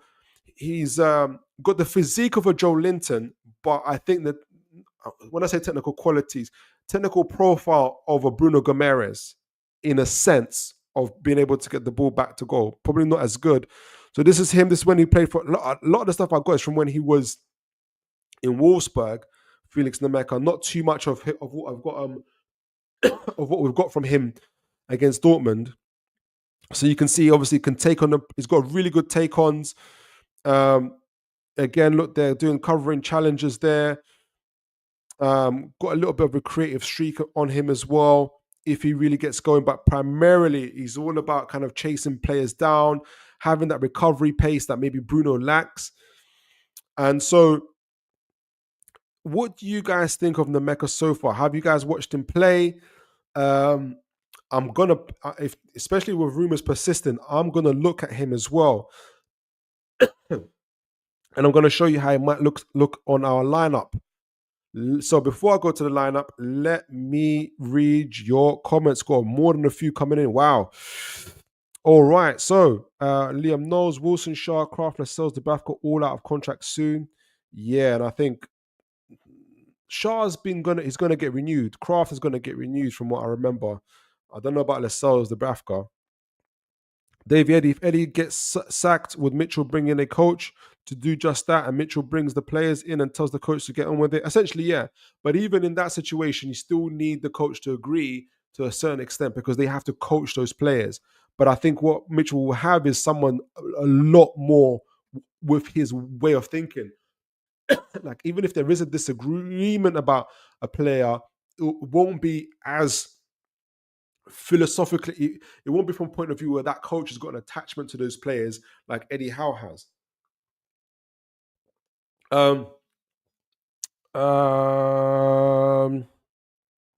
He wasn't in City yet. He was with City yet. That's the one Liam knows. JV Addison, if it's your first time here, sir, welcome. I think it's the first time I've seen you. Welcome. Hope you're well. Hi, Davey, Liam, and Philip. Hello, sir. Are there any people on here wanting Eddie out? I'm fed up with people wanting Eddie out. You should have seen the previous show on Tuesday. That was really fantastic. I gave a very, if you see my previous video, I hopefully gave a comprehensive kind of information on Eddie, where everybody kind of made up their minds about where they're at with it. A few people wanted him out, a few people wanted him in. I've said I wanted him in. But he has to prove himself, and the next 3 games are going to be very important. Liam Knowles, suggestions is Mitchell to take control, especially with our Eels. Easy rumours, always Poch after working together at Southampton and Spuds, or take over control of a CEO. That would be interesting. But I think that we need him as a recruiter at the moment. I've always said that coach. So JV Addison, I've always said that Coach, manager has the final word on ins and outs. That's changing, though. That is changing. It has to change for Newcastle. Are you talking to JV? JV. Meta Football, welcome, sir. Hope you are well. Meta Football, good to see you, Meta Football TV. Evening, sir. News in Barcelona are placing Christensen at NUFC. Any news on your end? News in Barcelona placing Christensen at NUFC. I haven't heard that. Remind me, Meta Football, is Christensen a right centre back? If he's a right centre back, then we'll probably get him. Let me look at. Remind me of his age and everything. And I haven't heard of that one. I'm going to follow up though. Appreciate you for that. Hope you're well, sir. Hope you're well. Liam knows on Nmeca. He's 6'4". He is. He's massive. 6'4". Tiote with a Beardsley eye for a pass. Don't grow on trees, but Nmeca isn't enough for us. Yeah, but I like that description. Right, so that's Felix Nmecha. Before I move on to him, I move on from him to my other player. I wanted to show where's my lineups. Where's my lineups? I've got my lineups on here. How he might look on our in our squad. Here we go. Right, so let me make sure you guys can see it. Can you see it? Oh no, you can't see it because I'm gonna put it on stage. Here we go. Brilliant. So this is how I had it, because if we sell Longstaff, I know I got Botman here, ignore that for a moment. This is a dream that's going to happen soon in 2 weeks. I think this would be absolutely brilliant.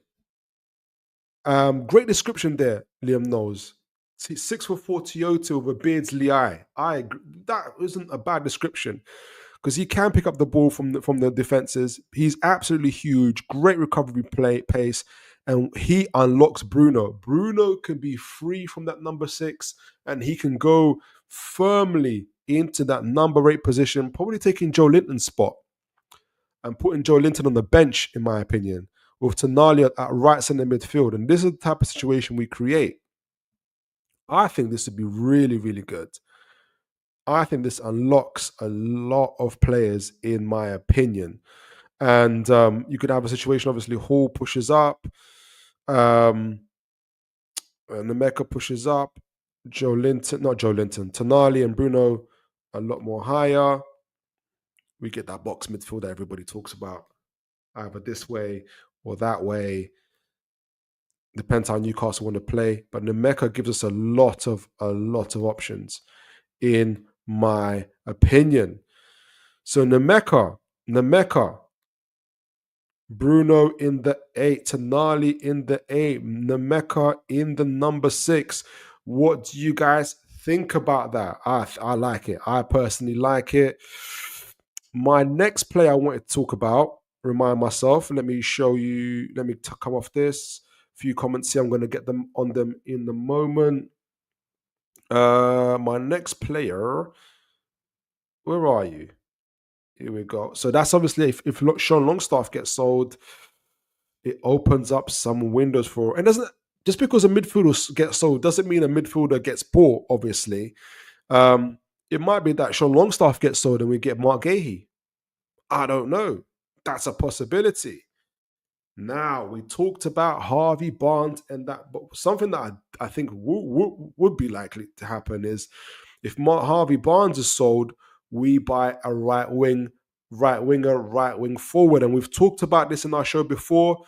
We've talked about the potential right wing forwards that Newcastle can buy. I know obviously Tyler Diblin's been mentioned and others, but the ones that have been repeatedly mentioned and have now been mentioned in the Iron newspaper, have now been mentioned either by the Iron newspaper, by Craig Hope, for instance, or by Luke Edwards, is Mr. Magnus Ackliouche from Monaco, Champions League. I've watched about 5-6 games of his now. Really, really liking his style. And the other one is Johan Bakayoko. Who's 22, and Ackliouche is 21. Now, before we go into those players, I'll get you guys' thoughts on it. Let me read your comments and we'll decide which one we would want at Newcastle United before we wrap up the show. JV Addison just subbed, by the way. Big up to you, JV Addison. Was it your first time here? Well done. Good to see you. Good evening. I hope you enjoy the show. And thank you for the sub, sir.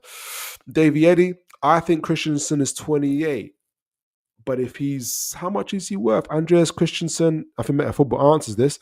He's 28. He's 28. Right, centre back. Okay. Andreas Christensen is essentially a centre back, 28. But last season under Xavi played CDM very well. So defensive midfield as well. Interesting. So we can play free at the back with him. I think that's all Eddie Howe wants to do is play free at the back. If we get free in the back, and then we can unlock Bruno in the number 8s. Interesting. So how serious is it? Can you let me know, Melford? Because it hasn't come up here. Has it just been in Spanish? Is it one of your top tier journalists? Do let me know, Melford. Appreciate you for letting me know. Turns 29 in April. Okay. Liam Knowles, remember Nmeca rumours, but always gravitated to Kone or Thuram. I remember that. Kone is now at Roma, which is his own story. I don't know why he made that decision. And Thuram is happy in Italy. I don't think... when players are in Italy, they don't want to leave, man. I can't think why. might be the weather and the great food. You sent me a link, did you? I'm not good at this, finding links. My apologies, sir. You sent me a link. I can't see it. Or maybe I can. I'll look it up. Appreciate you. Can I see it? I'm not good at finding links. I'm so sorry. Just let me know if it's from one of your two top tier journalists. I'd love to know. Hunter, we're linked with Christensen every. This time is different though. It's from a Spanish newspaper. It's not come up on ours. So it could be that Newcastle are keeping it quiet on their end, but in Spain, someone's ringing the alarm. So back to Ackliouche and Johan Bakayoko. And the question I want you guys to answer is: if Newcastle could have either of these players, which one would you want it to be? Now, both of them are currently playing the Champions League for their respective sides and doing very, very well. I've got a little bit more, you guys remember, but I've got a little bit more scout report on Bakayoko, or a little bit more comprehensive, shall I say. So I might tilt people's opinions a little bit if they haven't seen both of them play. It's not intentional. It's just how sometimes I can't control what scouting reports I find. This one's quite lengthy. I'm not going to go through it in depth because we're running out of time. Let me get back to my sharing screen. Again, I forgot to just share the screen. Take this one off. But essentially, so we'll start with Johan Bakayoko. Johan Bakayoko obviously plays for PSV. Where are you? This is from Ben Battison. This is a scout report on Johan Bakayoko. And make sure you guys can see that. Yes, you can. So Johan Bakayoko, the Belgian Saka regen. That's a big claim. The Belgian Saka regen star, PSV star right wing, has become a vital component of Peter Bosz's impressive side after winning 23-24. So he's an Eredivisie winner and shining in the Champions League. Bakayoko is of interest to many teams. Yes, he is, including Liverpool. Could he be the right winger at your club? Potentially. So obviously he plays for Eindhoven. He's Belgian nationality, right winger, left foot, which is what Eddie Howe loves. Preferred foot is left. He's 5'10", so he's a little bit short. During this report, he was 21 years old. He's 22 years old now. So some of his key strengths, Johan Bakayoko is multifaceted right winger. He's effective wide and central, which is what we want. Being able to play in those half spaces. He's explosive. He's got explosive acceleration to be a defender, understanding of tempo and pace. He's a ball striker and finisher, very physical and athletic, passing with a crossing outlet. And he's very efficient with the ball. I've seen one game of his against PSG, and in that game, PSG had majority of the ball, so I didn't get to see him on the ball too much. But I've seen his defensive qualities, willing to work for the team. Obviously, this is him on the ball a lot. Great dribbling skills, but he's when he is on the ball. Actually, I feel like I've seen 2 of his games actually. They played somebody else. He's very, very efficient with the ball. Look at that bit of skill there. I know he's doing his flicks and tricks here, but he's not. He isn't the flicks and tricks type of player. He's a flair player as well, but he's very efficient with the ball. So in my view, he knows when to do the dribbles. He knows when to do the take-ons. He knows when to keep the ball and pass the ball. If he needs to pass the ball within 1 or 2 touches, he passes the ball in 1 or 2 touches. He doesn't waste the ball, in my opinion. He doesn't waste the pass. He doesn't prioritize a skill or a dribble like a pass right wing forward that we used to have. He's very, very efficient with it, in my opinion. So that's obviously some of his talents, and he's got really good finishing ability. That's him dipping inside, left wing, boom! Goodness gracious, we need some of that. We do need some of that. So he's very, very effective. He's been compared to a Saka here in terms of some of his profile and some of his qualities here. I'm going to flick through it. Bakayoko isn't just a goal-scoring threat, but a creative one. His way of passes and crosses is excellent. There's variance to them as well. He gets clip from deep, wide, or on the touchline. So he's got different variants of passing. If you can imagine him playing alongside a Isak who's always making these incredible runs that nobody picks up on, which is so annoying for him, Johan Bakayoko can really team up with him, and together they can do some real damage. He's highly associative right winger. Loves to come inside, which we need to play in those half spaces, to create play, 1-2s and interchange, which is what we need. Miggy Almiron, if you are listening, with others, make third man runs where there are players around him. He shines, and overlapping right back like Livramento, and underlapping right CM like Tonali are ideal to complement him, and we have those players. So I knew I'd not egg it, but I've just got more information at the moment and I'm running out of time. So it's a bit unfair to compare him to Ackliouche at this stage. But there is so much to his game. Let me see what's the situation in terms of him at the moment, in terms of price. Let me get Johan on here. He's obviously been mentioned on the newspaper, and he's been mentioned, I want to say, by the Telegraph, but I may be wrong about that. But Ackliouche has been mentioned as well. Oh, sorry, he is still 21. I said he's 22. He is still 21, young. He's already won the Eredivisie, 5'10" right winger. What's his current situation now? Contract runs out in 2026. So this January would mean it'll be 2025. He's got 18 months left. So his contract will be at its peak. He's currently valued at 45 million euros. And it's only going up because he seems to be very, very good. I think the only reason Liverpool haven't bought him, is because they got Mohamed Salah. And if you're Johan Bakayoko, you want to play. You're not going to play if you got Mohamed Salah in front of you. It's like, yeah, you're not going to play. So, whereas Newcastle, we've got a vacancy. Let me see, because I know also on FB Ref, let me get us on FB Ref. So this is FB Ref from Nmeca as well. Nmeca is on 115k a week at the moment. What's Johan Bakayoko on currently? I assume not too much. Here we go.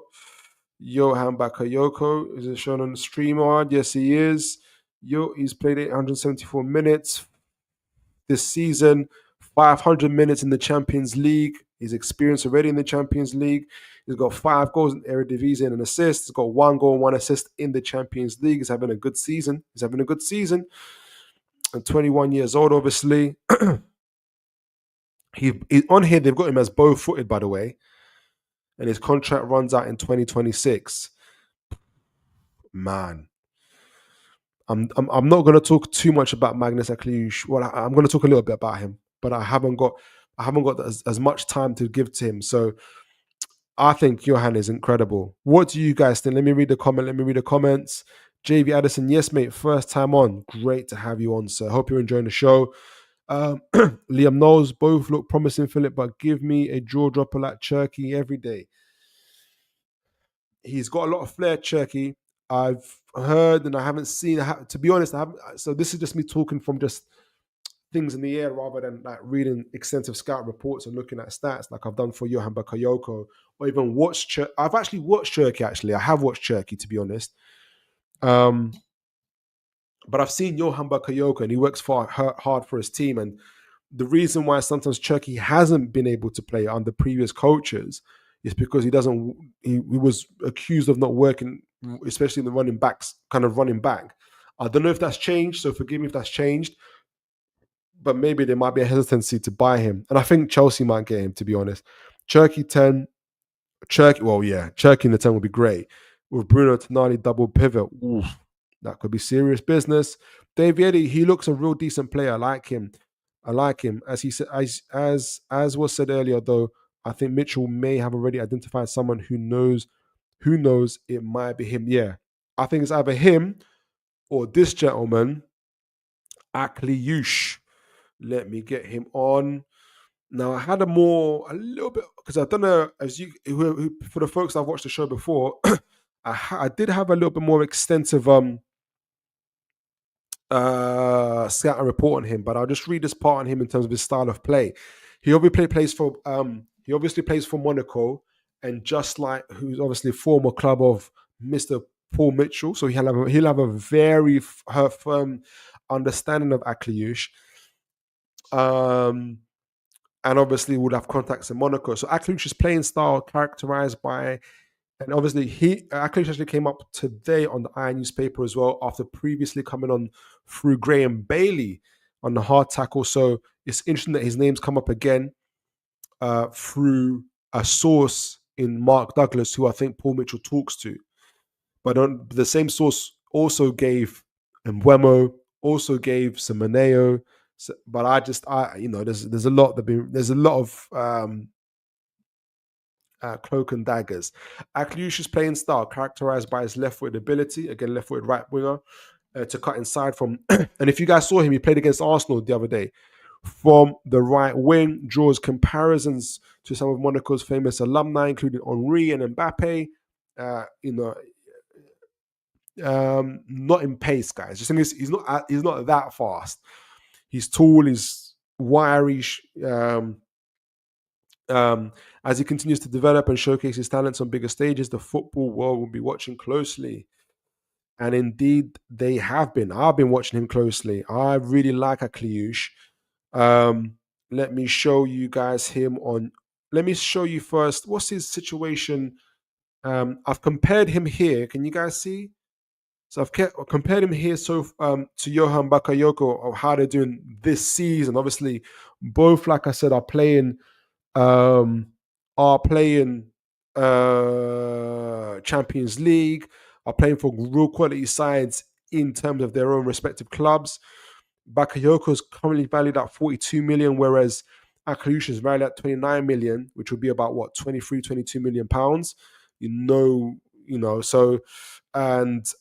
and Bakayoko's at 42 million pounds, which is about 35 million pounds, 42 million euros, excuse me. So if we sell Barnes for 30, 35 million, it opens doors with some of these guys here. 21, 22. So Ackliouche is 22 years old. He's a bit taller, 3 centimeters. He's about 6 foot, 6'1". He is. And you can see from their heat maps, and this will depend on their teams. Ackliouche is very much looked at as almost like an attacking midfielder. It doesn't necessarily hang by the touchline, only if he wants to, type of thing.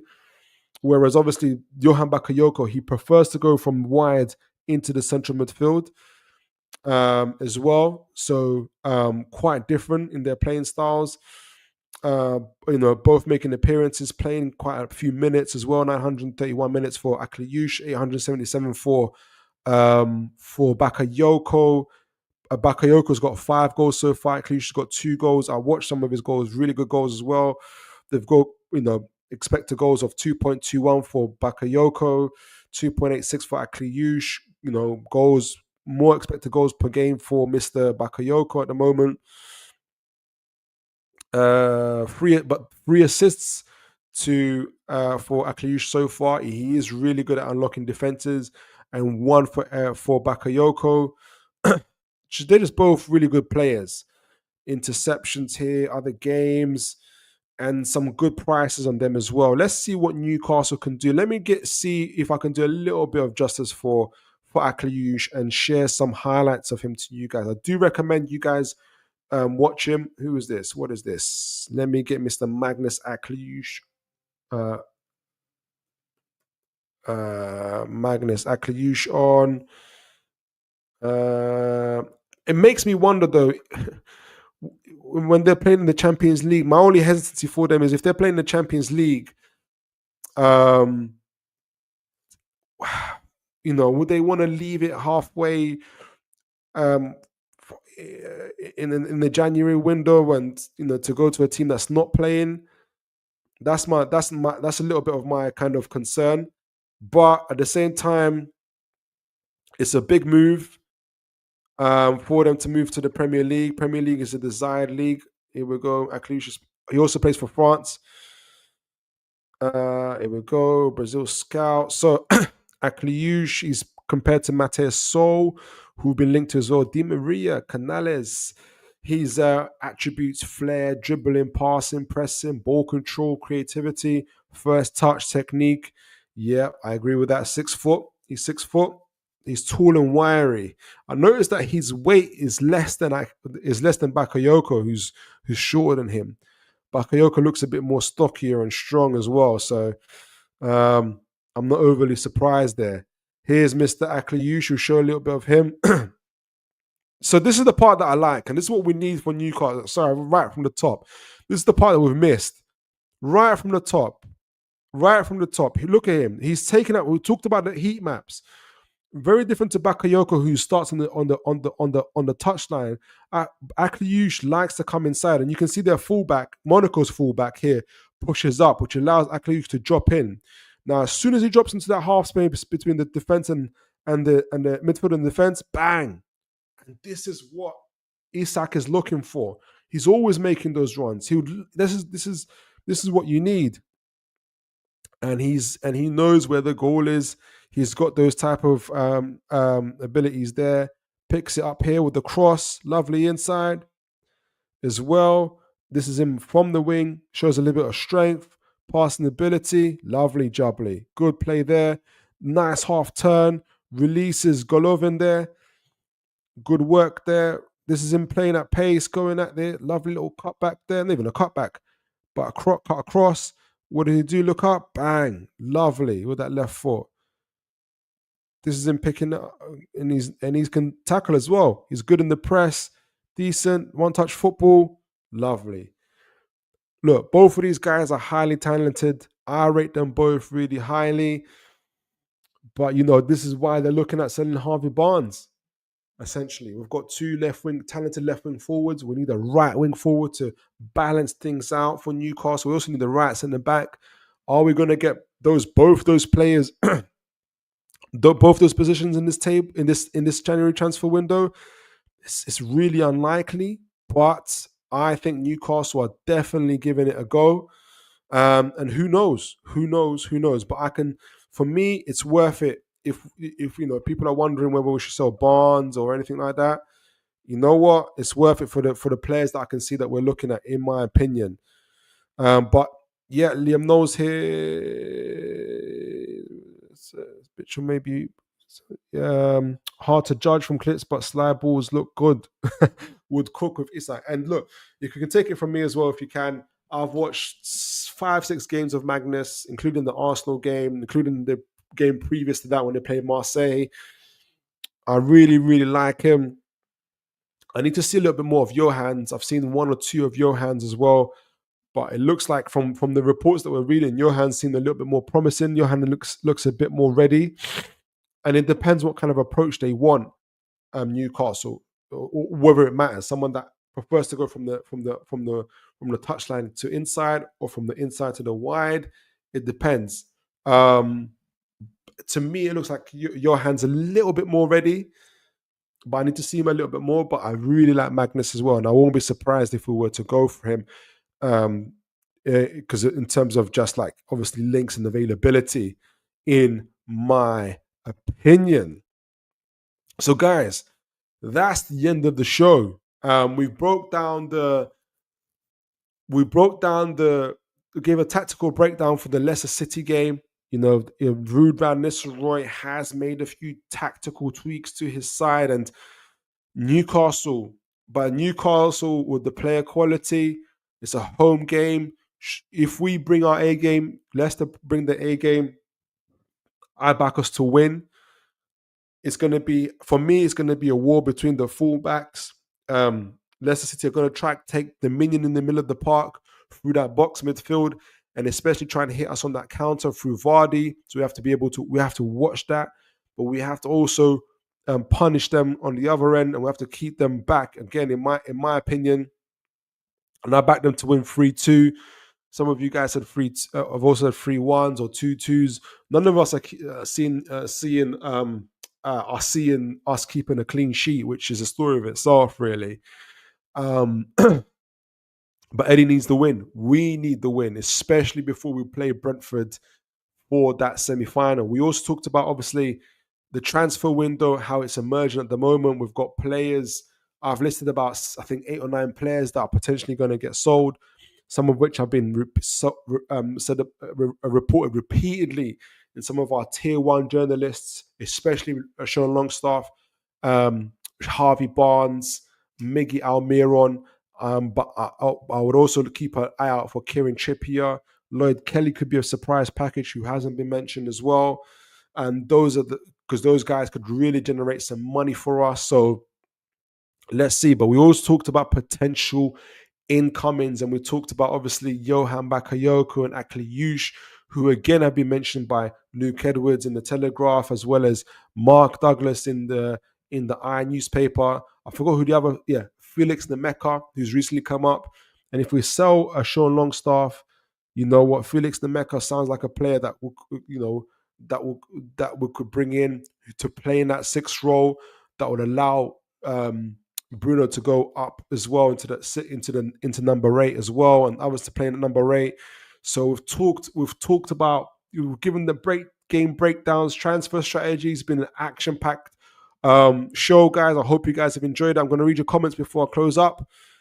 So do let me know what you guys think. Let me know who else can we bring in. And obviously, Matt, I think you sent me a message around Christensen. I'm going to look him up. I really appreciate you for that, Matt. Thank you so much. Oliver Simon Jordan, big up to you. Hope you're having a good evening. Hopefully we turn up against Leicester. Yeah. You know, that's probably the tactical analysis in the nutshell, to be honest. I went through like reading articles and stuff like that. But essentially, Newcastle need to turn up. If Newcastle United turn up, we win. Even if Leicester City turn up, we win. If the Newcastle that played Liverpool turn up against Leicester City, we win. That's all it is, in my opinion. Liam Knowles, cheers, Philip. 3 wins in the next week. Would love that. Exactly. Beat Leicester, beat and get points, beat what's his name, Brentford, go to the semi-finals of the League Cup, have something incredible to look forward to, and beat Ipswich away. You know, beating a team that's not a top 6 away from home.